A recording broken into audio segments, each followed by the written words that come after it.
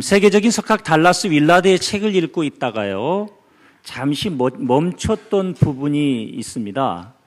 그 멈췄던 부분은 이런 내용이었습니다. 달라스 윌라드는 그의 책 마음의 혁신에서 10계명 중에서 3번째 계명부터 10번째 계명까지를 어겼다면 그것은 감정을 통제하지 못한 데서 비롯된 것이다 라고 했어요. 와우.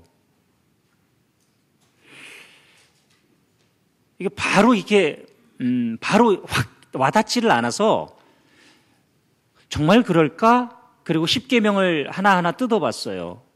그랬더니 예를 들면 이런 거죠. 도둑질하지 말라. 감정을 통제하지 못했다. 맞아요. 심는 대로 거둔다는 말씀은 떠나서 심지 않은 것까지 거두려고 하는 마음이 있었던 거죠. 부모를 공경하라? 맞아요. 부모로부터 받은 상처가 있고요. 들은 잔소리가 있고요. 때로는 체벌이 있고요. 그리고 완벽주의적인 성향 부모 밑에서 자랐다거나 너무 자유방임주의형에서 자랐다거나 아니면 강박신경형 부모 밑에서 자랐다거나 이랬을 때 우리는 부모를 공경하기가 쉽지 않죠. 감정적인 대립이 생기는 거예요. 역시 감정을 통제하지 못한 데서 또 성적인 타락 같은 경우도 우리의 감정 속에 있었던 욕구, 욕망들을 통제하지 못해서 그렇다라고 하는 거예요. 그렇다면 그의 얘기는 우리의 신앙생활의 영성은 감정과 뗄래야 뗄 수 없는 얘기, 감정을 통제하는 것과 유관합니다. 밀접한 관계가 있다. 그래서 우리는 나는 비교적 감정을 잘 조절하고 통제하는 사람인가, 늘 엎질러진 물 주워 담는데 급급하게 살아가고 있나 한 번쯤 생각을 해보시는 것이 좋을 것 같습니다. 그러면서 생각났던 학자가 한 명 있었습니다. 얼마 전에 설교 시간에 제가 소개했던 노아보림의 저자 데이비드 호킨스인데요. 그가 의식지도, 사람의 의식을 수치로 계산해서 어떻게 그럴 수 있느냐라는 반대 학자들의 의견도 있습니다만은 또 우리가 배우고 느낄 만한 것들이 있습니다. 하위 개념이 있는데 175, 제로에서부터 175까지 이것을 통합적으로 피해의식이라고 말하고요. 상위 개념이 있는데 이것을 주인의식이라고 말합니다. 하위 개념에 의식의 상태가 있고 감정의 상태가 있는데 그 의식들을 보면 하위 개념에 굴욕, 비난, 절망, 후회, 근심, 갈망, 미움, 경멸이 있습니다.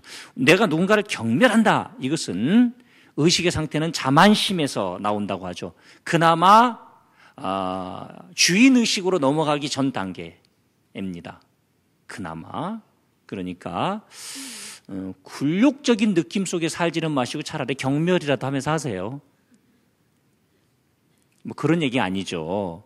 자, 요 8개 감정의 상태 중에서 지난 한 주 동안, 딱 한 주 동안 내가 느꼈던 것이 있다면 뭐가 있었습니까? 한 달 동안, 그러면 좀 넓게 잡아서 한 달 동안 2개만 찍어보세요. 사실 굴욕감을 느낀다. 이것은 굉장한 수치심이거든요. 데이비드 호킨스는 최하위의 감정의 상태, 의식의 상태라고 말하고 있어요. 굴욕이. 그리고 비난. 이 중에서 지금 비난 쉽게 하시는 분들 계시죠? 그것은 30 정도. 죄의식에 근거해서 의식 수준이, 의식의 상태가 죄의식이 있기 때문에 계속해서 누군가를 비난한다는 거죠. 무기력이 있기 때문에 절망이 있다라고 말합니다. 목회를 하면서 그런 분을 만난 적이 있어요. 목사님 근심거리가 있습니다. 그래요. 성도가 근심거리가 있다고 하는데 목사는 조금 긴장이 돼서 어떤 근심거리가 있습니까? 이렇게 물었는데요. 그분이 뭐라고 말씀하시냐면 요즘 너무 평안한 게 근심입니다. 그래서 제가 잘못 들은 줄 알고 예? 다시 한번요. 지금 뭐가 근심거리시라고 그랬더니 근심이 없는 게 근심이래. 웃을 일이 아닙니다. 많은 분들이 그래요. 왜 그럴까요? 살면서 끊임없는 두려움이 있거든요. 너무 두려움에 오래 노출되어 있었기 때문에 헤어나오지를 못하고 있는 거예요. 이제 주인의식으로 넘어가 볼게요. 어떤 감정의 상태들이 있냐면 긍정, 신뢰, 낙관, 용서, 이해, 존경, 고요함. 여기서 고요함은 말입니다. 기쁨을 얘기합니다. 오늘 설교에서 이 상태를 얘기할 거예요. 그 다음이 축복인데 축복은 의식 상태가 평화. 그리고 언어 이전은 깨달음이죠. 아브라함 메슬로우의 이론에 근거하자면 언어 이전의 단계가 self identity, 자기 정체성이 형성이 돼서 그냥 누가 벌을 주지 않아도 올바른 삶을 살아가고 상을 주지 않아도 할 일을 하고 알아주지 않아도 섬기고 몰라줘도 그 일을 하고 좋겠죠. 근데 주인의식으로 넘어가는 175를 기점으로 이제 긍정, 첫 번째 긍정의 의식 상태가 용기라고 했는데요. 여기로도 넘어가지 못한 분들이 많아요. 일생을 피해의식에 갇혀서 살아가고 있는 분들이 참 많아요. 그래서 늘 부정적인 관점과 부정적인 말들을 입에 담고 살아가는 분들도 참 많죠. 오늘 성서는 우리에게 이렇게 얘기했습니다. 마음의 즐거움은 보약이다. 그러나 마음의 근심은 뼈를 마르게 한다. 마음의 혁명에 대해서 설교하면서 우리의 마음의 상태가 육체적인 건강과 밀접한 연관이 있다는 사실을 말씀드렸습니다. 이것은 과학자들과 의학자들이 증명을 해낸 겁니다. 마음의 즐거움, 기쁨은 양약이다. 마음의 근심은 뼈를 마르게 한다. 그래서 근심이 깊고 오래되면 혈압도 상승하고 당뇨 수치도 올라갑니다. 아시죠? 우리나라의 IMF 이후에 한 1년 후에 국민 전체적인 이 건강검진의 수술이 나왔을 때에 모든 병원들의 건강검진 데이터를 분석했을 때 혈압과 당뇨 수치가 보편적인 데서부터 올라간 거예요. 이 스트레스라고 하는 게 우리의 마음의 특별히 감정의 상태가 우리 육체적인 건강과도 그리고 영성과도 절대 무관하지 않다는 건데 이 피해 의식들 아까 하위의 8개의 감정의 상태는 더 무서운 건 사탄이 그것을 가지고 장난을 친다는 겁니다. 사탄이 우리를 가지고 놀아요. 여기서 한 가지 짚고 넘어가야 될 것은 사람의 마음의 즐거움은 양약인데 자연인이 구하는 즐거움과 하나님의 성도들이 구하는 즐거움이 달라요. 자연인들이 구하는 것은 명예, 성공, 돈, 쾌락이 주는 즐거움을 찾고 하나님의 사람들은 성공이 아닌 섬김, 희생, 할렐루야. 그것이 주는 즐거움을 찾는 거예요. 그런데 여기서 우리의 마음의 즐거움은 하나님과의 관계의 친밀함과 유관합니다. 뗄래야 뗄 수 없어요. 아무리 돈이 많아도 하나님의 방법대로 벌지 않으면 두려움이 생겨요. 명예가 높아져도 공허할 수밖에 없어요. 내가 살면서 돈을 좀 벌어도 뭐가 잘 돼도 공허함이나 두려움이 있다면 하나님과의 관계에 문제가 생긴 거죠. 그런데 돈이 벌리고 명예가 높아지고 영향력이 생길 때 평안하다면 아까 그 평안한 상태가 평화가 축복이에요. 1000까지로 볼 때 데이비드 호킨스는 600 정도로 봤고 언어 이전의 감정 상태를 700에서 1000으로 본 거죠. 그렇다면 하나님과의 관계의 친밀함이 마음의 즐거움, 그리고 그것이 양약인데, 한 단계 더 나가보면 하나님과의 관계의 친밀함은 사람과의 관계와 또 무관하지 않다는 거죠.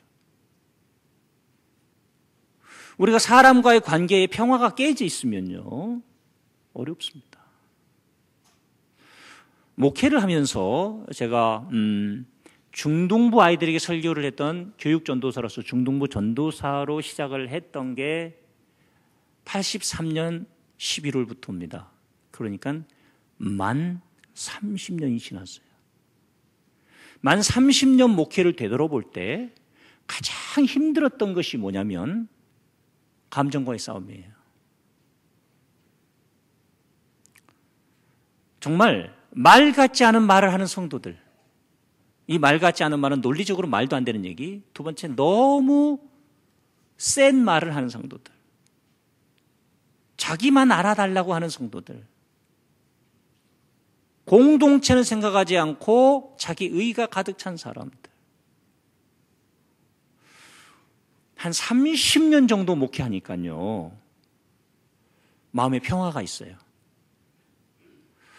뭐 자신 있게 말할 수는 없는데요, 어지간한 성도들이 예뻐요. 옛날에는 지지리도 화상 같고 진짜 이해 안 되고, 아니 내가 뭘 잘못한 게 있다고 나를 잡아먹으려고 하나, 이랬던 성도들이 지금은 조금 아주 쉽게 표현하면 막 그런 역기능이 보일 때 구워워요. 상당히. 예, 그러니까 목회를 하는 것 같대.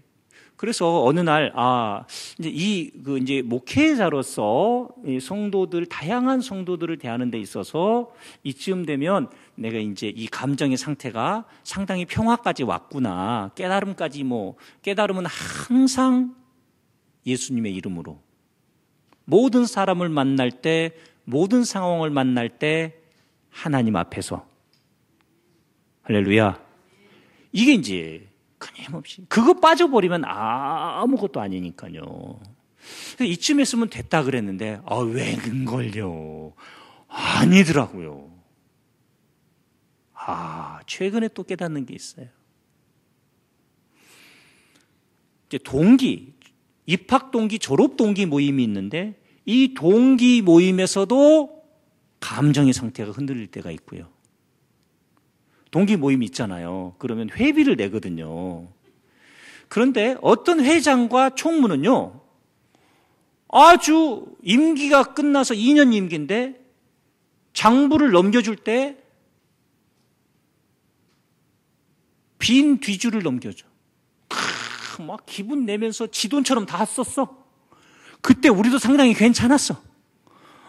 막 부어라 마셔라, 목사들은 이제 콜라, 사이다, 이걸 막 걔가 회장 때 상당히 풍요로웠어. 근데 장부 넘겨줄 때 보면 마이너스야. 그리고 6개월치 회비를 미리 내야 된다, 이런 친구가 있어요. 그런 사람 있지요? 그런데 또 몇 년 지나서 어떤 친구가 회장이 됐는데요, 맨날 긴축하지. 그 다음을 위해서 남겨야 된대. 이것도 또 미칠 일이야. 그래가지고 옛날 친구는 딱 이제 동기 모임 하면 주최하는 교회가 있거든요. 그럼 그 교회에서 이제 식사 한 끼 대접하고, 목사들이 갈 데가 없어요. 그럼 영화 한 편 보고 저녁 식사까지 하고 헤어지는데, 이 저녁 식사를 할 때 좋은 것 먹자고 이러고, 또 복합 상가에 가서 식당이 이렇게 스파게티 파는데, 짜장면 파는데, 된장찌개 파는데, 돈가스 파는데 있으면 서로 취향이 다 다르니까 한 사람당 10,000원씩 딱 주는데, 그러면 먹고 한 이제 2,000원, 3,000원 남아요. 그게 참 좋아요. 왜냐하면 참 사람이 되게 웃깁니다. 그게 목사가 신방 가서 오렌지 주스 나오는 건 지긋지긋한데, 어디 가서 오렌지 주스 안 주면 기분 나빠요. 자기가 회비를 내고 밥값을 10,000원 받아서 그 2,000원 나오면 참 너무 기분 좋습니다. 여러분, 저를 그렇게 속물 보듯이 보지 마시고. 그런데 어떤 임원이 돼가지고는요, 이걸 5,000원씩 주는 거예요, 두당. 야, 안 받고 싶어. 근데요, 그건 역시도 얼마든지 우리가 너 많이 쓴다고 얘기했으면 긴축지정을 한 임원진에게는 고마움을 표현해야 되는데, 에이, 막 투덜, 여기서 투덜, 저기서 투덜. 걔네들 보면 또 지난번에 많이 썼다고 투덜. 그 제가 제 감정의 상태를 잘 이해하고 이번에는 탁 두 사람당 10,000원씩 해서 큰 테이블에서 10,000원씩 쫙 깔아줄 때, 네, 감사합니다. 아주 감사하게 받았어요. 평화가 있더라고요. 제가 이 정도 상태가 된다는 사실을 여러분이 알아줬으면 좋겠어요. 자, 지난 한 주를 살면서, 한 달을 살면서 우리의 감정들이 어떤 말로 어떤 사람과 어떤 상황 속에서 흔들렸는지, 마음의 즐거움은 양약이라도 근심은 뼈를 상하게 하느니라. 얼마나 나도 모르게 근심 쪽으로, 분노 쪽으로, 절망 쪽으로, 경멸 쪽으로, 근심 쪽으로 노출되어서 살았는지 점검해 보시고 찍어봐야 된다는 얘기죠. 그렇다면 어떻게 할 것인가? 우리의 마음의 평화를 유지한다는 것, 즐거움을 가진다는 것은 하나님과의 관계는 사랑과의 관계와 밀접하다. 절대 떼일래야 뗄 수 없다. 조금 전에 말씀을 드렸던 것은 지금 나의 마음의 평화가 깨지고 감정이 흔들리는 것이 단지 가정인가? 두 번째, 교회인가? 직장인가? 거기서 어느 정도 수준에 있는가? 제가 만난 하나님은요, 가정을 넘어선 교회, 이것을 넘어서면 다음 단계의 영향력을 주십니다. 다음 단계의 축복의 그릇이 준비됐다고 보시는 거죠. 근데 일생을 가정 안에서 이 감정의 상태들을 말씀의 근거에서 성령의 능력으로 잘 통제하지 못하게 된다면 우리의 삶들은 끔찍하게 망가질 수밖에 없고 사단이 그것을 쓰더라는 거예요. 자, 가장 첫 번째로 기억하셔야 될 것이 있습니다. 우리가 감정이 상했어요. 예를 들어서 어떤 말을 들었어요. 어떤 단어가 있었어요. 최근에도 그런 일이 있어요. 이번 주에 그런 일이 있었어요. 104개 교회가 모여서 회의를 했는데 어떤 분이 작은 교회란 단어를 썼어요. 자기네 교회가 큰 교회니까 그 역할을 해야 된다는 얘기를 했어요.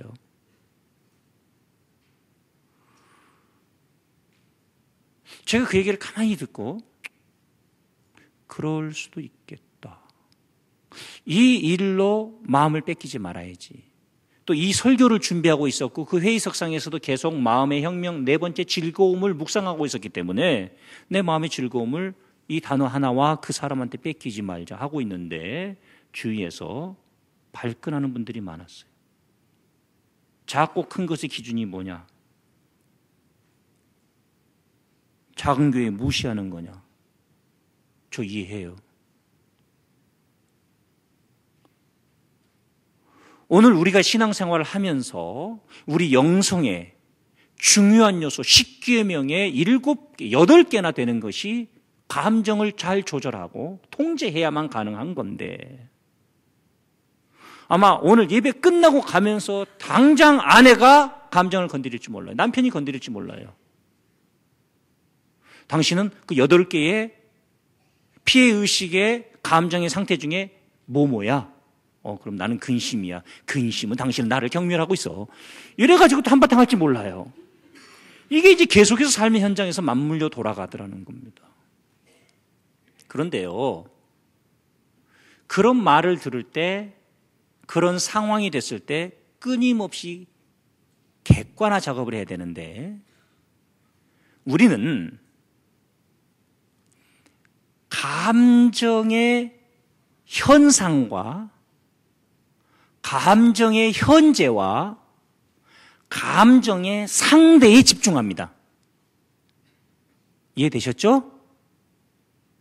그런데 즐거움을 유지하려면 가장 먼저는 내 감정이 흔들릴 때 근심이, 염려, 분노, 절망 막 이런 것들이 찾아올 때 감정의 배후 상태를 먼저 점검해야 됩니다.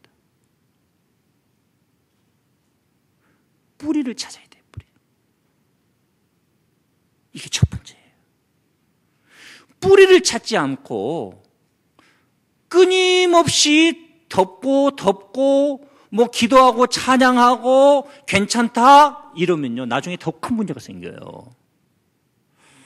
어머님 아버님이 돌아가셔서 산소회를 가면요 묘지를 관리해 주는 분이 계시는데요 항상 깔끔해요.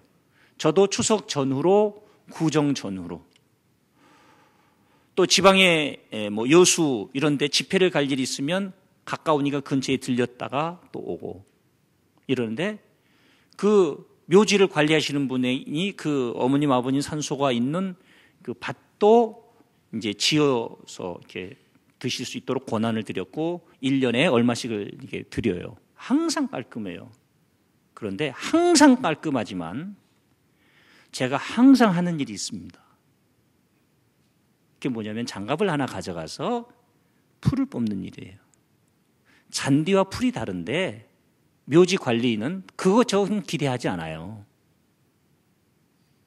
아무리 잘 다듬어 놔도요 봄 되면 풀이 먼저 자랍니다. 그리고 옆에 있는 잔디들이 훼손이 가요. 그래서 이걸 잡아가지고 이렇게 흔들면서 쏙 뽑아요. 다 못 뽑아요. 그러나 꼭 그 작업을 해요. 오늘 우리의 감정이 잔디가 다 괜찮아 보이고 풀인지 잔디인지 풀인지 이걸 모르고 잘 단장되어 있다고 속으면서 살고 있기 때문에 거기에 또 무슨 문제가 생기면 쑥쑥 밀고 올라오는 거지요. 그래서 우리는 감정과 그리고 우리의 감정이 흔들리는 상황과 우리를 괴롭히는 사람을 만나면 그 사람과 그 현재와 그 상황에 집중하는데 다 그렇진 않더라고요. 그렇죠?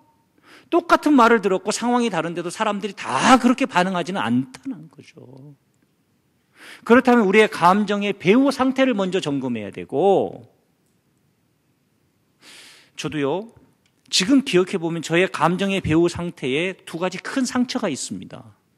하나는 뭐냐면 어렸을 때 몇 살 때인지 기억이 없는데 어머님 아버님하고 대판 싸우셨어요. 근데 어머님이 저는 자다가 깼는데 짐을 싸시더라고. 집을 나가시겠다고. 그리고 저를 앉혀놓고 아빠랑 살래 엄마랑 살래 이걸 물어보셨어요. 근데 이게 남아있어요.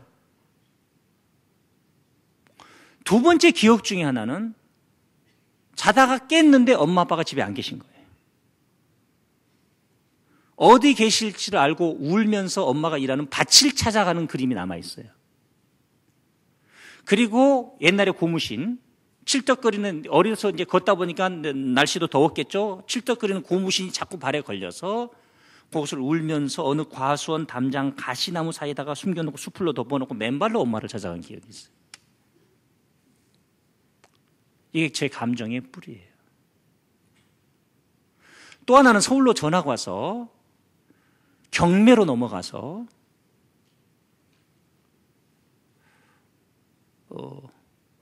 경제적인 어려움을 당한 시간들이 있었어요. 독서실에서 잠을 자야만 했던 시간들이 있었어요. 그래서 우리 성도님들의 사업장이 어려워지면 긍정적으로 해석하면 사랑이 넘치고 부정적으로 해석하면 목사님이 한 20% 정도 오버한다는 느낌이 들 수도 있을 거예요.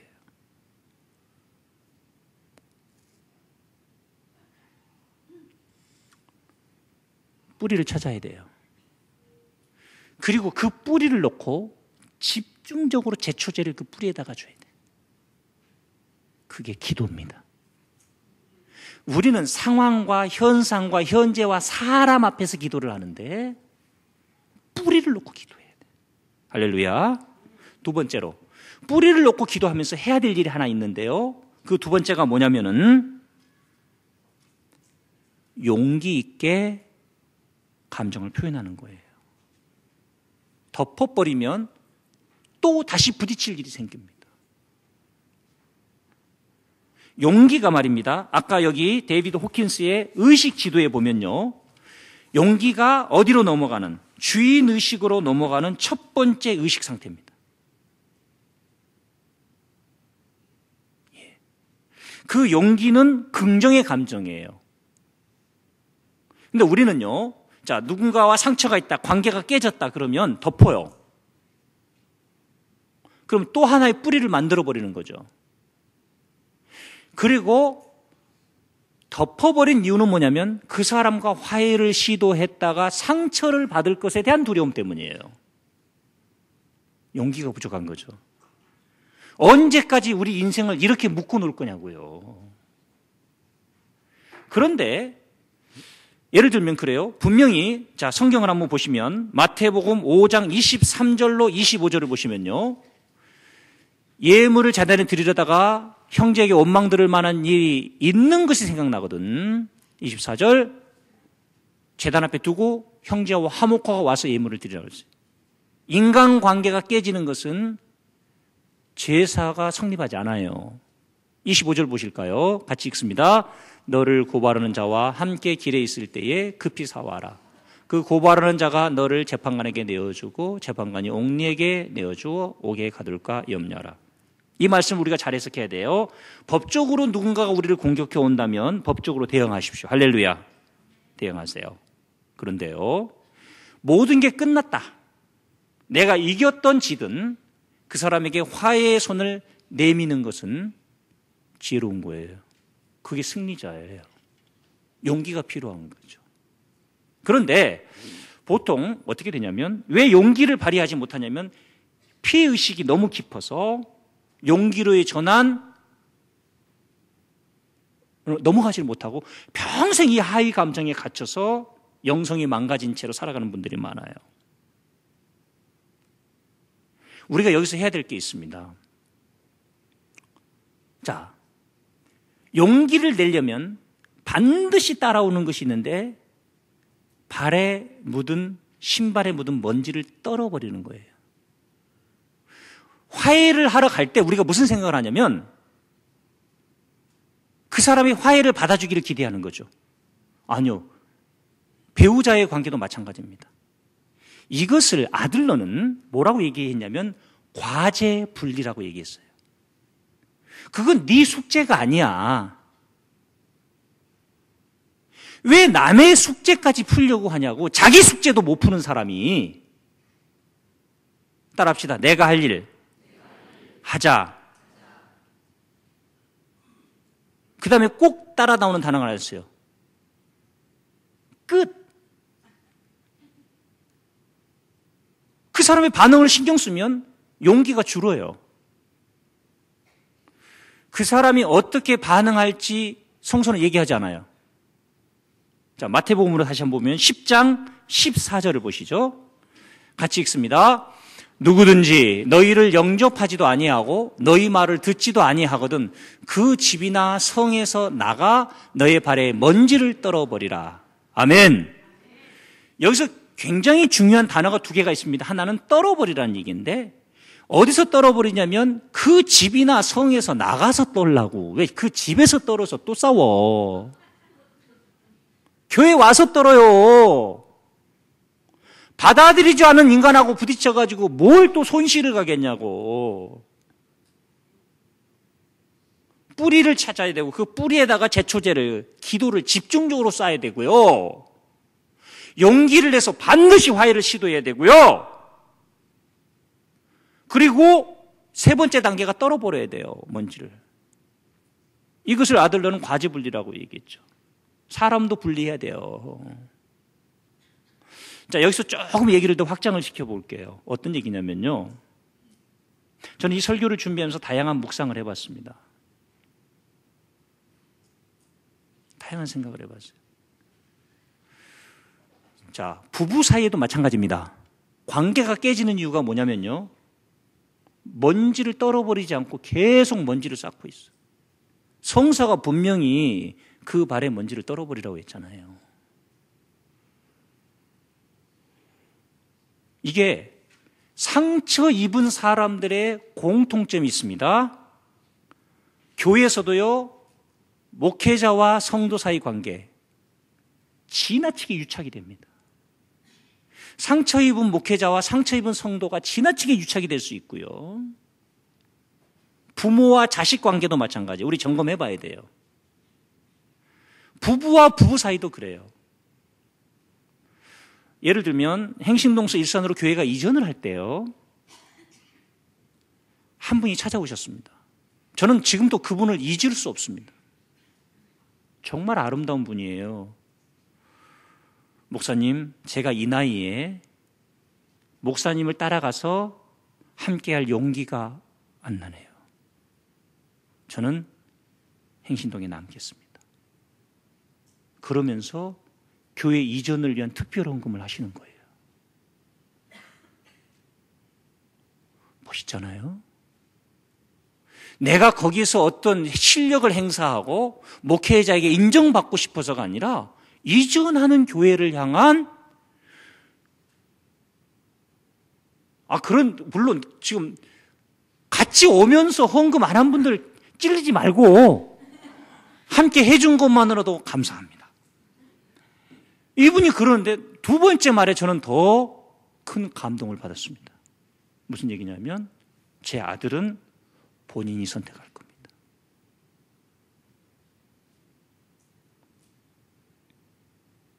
이야. 만약 나는 교회를 옮겼는데 내 자식이 그 교회를 다니고 있다면 창피함을 느낀다? 유착되어 있는 겁니다. 먼지를 떨어야 돼요. 과지 분리가 안 된 겁니다. 배우자와 다른 교회를 다닐 수 있습니다. 다니란 얘기 아니고 같이 다니세요. 그게 굉장히 보편적입니다. 그러나 특별한 경우를 얘기하고 있는 겁니다. 저 그분 참 멋있다고 생각했어요. 제가 아는 어떤 분은요, 10년 사이 교회를 4번 옮겼는데 4번 다 자식을 데리고 교회를 옮겨 다녔고 지금 그 자식 중 한 명이 신앙생활 안 합니다.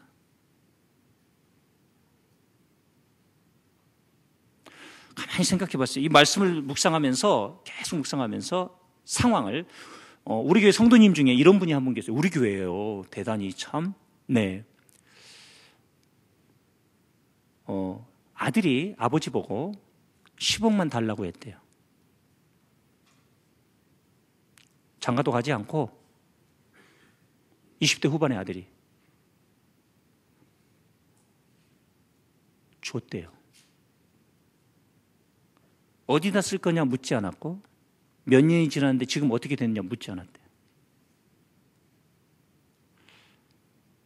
누굴까? 이런 거 생각하는 분은 피해의식이, 그거 알려고 하지 말고 그 집이 도대체 얼마나 돈이 많게 10억을 자식한테, 이건 묻지 말고 그냥 우리는 단위를, 그래 1억을 자식이 달라고, 죄송합니다 너무 많군요. 1,000만 원을 자식이 달라고 했다. 그냥 줄 수 있겠어요? 믿고? 그리고 어떻게 되는지 묻지 않을 수 있어요. 저는 그 말을 들으면서 하나님께 너무 감사했어요.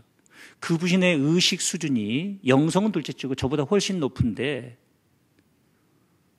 우리 교회를 나오셔서 제 설교를 듣고 너무너무 좋아하신다는 사실이 정말 감사했어요.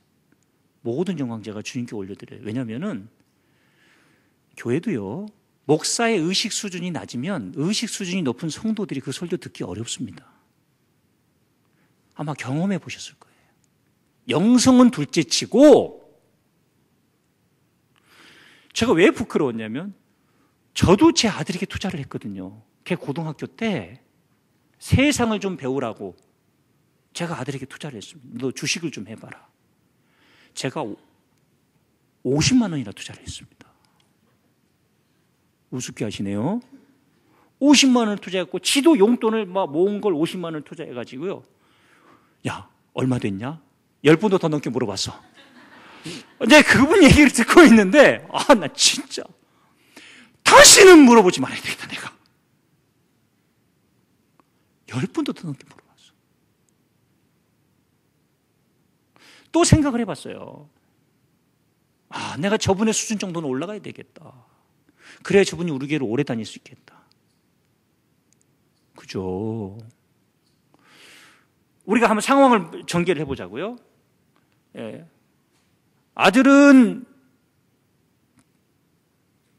여행을 보내서 둘이 방학 때, 하나는 아프리카 여행을 보내고 아들은 유럽 여행을 보냈는데, 하나는 대학교 2학년, 하나는 대학교 1학년. 우리 집 얘기 아니에요. 학년도 안 맞아요.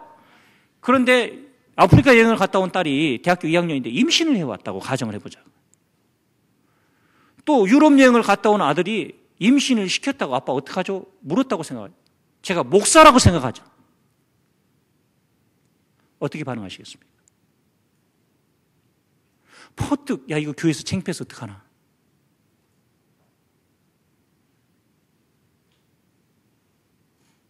이게 피해의식입니다. 지 인생이에요. 미워서 네 인생 네가 살아라가 아니라 예쁠 때도 분명히 성서는 부모를 떠나 둘이 한 몸을 이룰지니 분리를 얘기합니다. 과지 분리예요. 신발에 묻은 먼지 떨어야 돼요. 평생 이 작업을 해야 돼요. 내가 피해의식이 있고 상처가 있을수록 더 유착을 시켜요. 저는 이 설교를 우리 아이들이 듣지 않았으면 좋겠어요. 왜냐면 언제 사고치고 와서 아빠가 과제 한다고 그랬지? 내 인생이야. 할렐루야. 이러면 참 곤란할 것 같은데. 그래도 부끄러워하지 않고, 그래, 네 의견을 내가 존중하겠다. 이럴 수 있겠어요? 상황은 어쩔 수 없습니다. 이것에 대한 분리가 안 되면 자식은, 배우자는, 사랑하는 사람들은, 회사는, 밑에 직원들은 평생 잘못된 유착 관계 속에서 헤어나오지 못하고 살아갑니다. 극단적인 예라고 생각하지 마세요.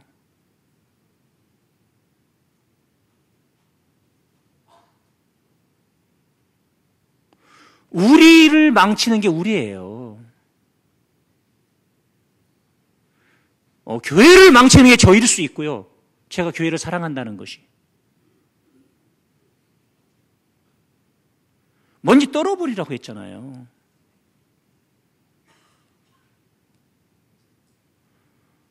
그 사람의 반응에 매여가지고 인생을 망칠 수는 없는 거거든요. 자녀와도 마찬가지고. 그 생각을 해봤어요. 그런 일이 벌어지지 않기를 기도하지만 정말 그랬다면 주님, 제가 기도해보니까 3일 정도 힘들 것이고 제가 안아줄 수 있을 것 같아요. 그렇게 해도 된다는 얘기는 아니고요.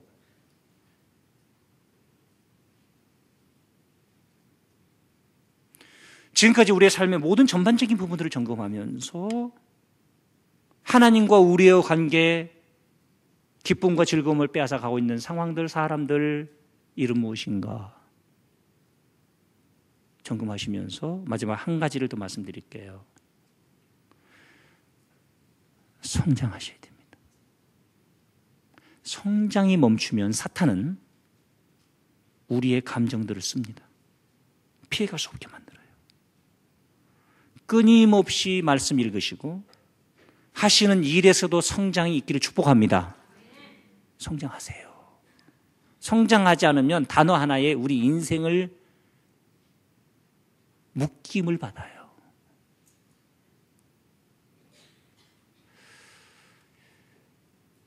이겨도 이기고 저도 이기는 것이 크리스천의 삶입니다. 우리의 삶의 영적인 변화와 끊임없는 성장을 위해서 한시도 포기하지 마시고 다시 한번 열매를 생각하지 마시고 과정을 결과로 오늘 나무를 심는 겁니다. 할렐루야. 심는 대로 거둔다고 하셨으니까 거두는 거 바라보고 계시지 마시고 인간관계도 심는 거, 오늘 또 심는 거예요. 오늘 또 심는 거예요. 그것이 성장이에요. 그렇게 하루하루를 주님의 말씀과 함께 살아갈 때 과제를 분리하시고 발에 먼지 떨어버리시고 그 집에서 떨지 말고 나와서 떠시고 뿌리를 찾으셔서 집중적으로 기도하시고 용기를 내서 내 느낌을 판단을 해서 비판이나 정죄나 판단 섞인 단어 너 왜 그랬냐가 아니라 내가 무시당한 느낌이 조금 드는군요. 느낌을 정직하게 얘기하시고 대화와 관계 회복을 통해서 우리의 마음의 혁명이 감정의 혁명이 특별히 분노의 감정은 그 뿌리가 어디에 있는지 찾으시고 한 번뿐인 인생 주님과 함께 소중하게 살아가는 일꾼들 되시기를 축복합니다. 아버지 하나님 은혜와 사랑을 감사합니다. 우리에게 오늘 주신 말씀을 생각하며 특별히 이제 명절을 맞이해서 고향으로 내려가면 만나야 할 사람들의 폭이 늡니다. 시부모님도 뵈야 되고 친정도 가야 되고 시누이도 만나야 되고 시아주버님도 뵈야 되고 시어머니 시아버님은 또 어떤 말을 우리에게 할지 모르고 우리 일상에서 직장에서 교회에서 마음의 혁명 즐거움을 앗아가는 수많은 것들 근심은 뼈를 마르게 한다고 했는데 오늘 주신 말씀 4단계 정확히 지켜가며 살기를 원합니다. 주님 우리를 고치시고 치료하여 주시옵소서. 예수님의 이름으로 기도합니다. 아멘. 지금은 우리 주 예수 그리스도의 은혜와 하나님 아버지의 극진하신 사랑하심과 성령님의 교통, 인도, 멸류, 치유하심이 말씀에 순종하여 그렇게 살아가기를 결단하는 머리 숙인 모든 주의 소중한 성도들 머리 위에 영원토록 함께 계시기를 축원하옵나이다. 아멘.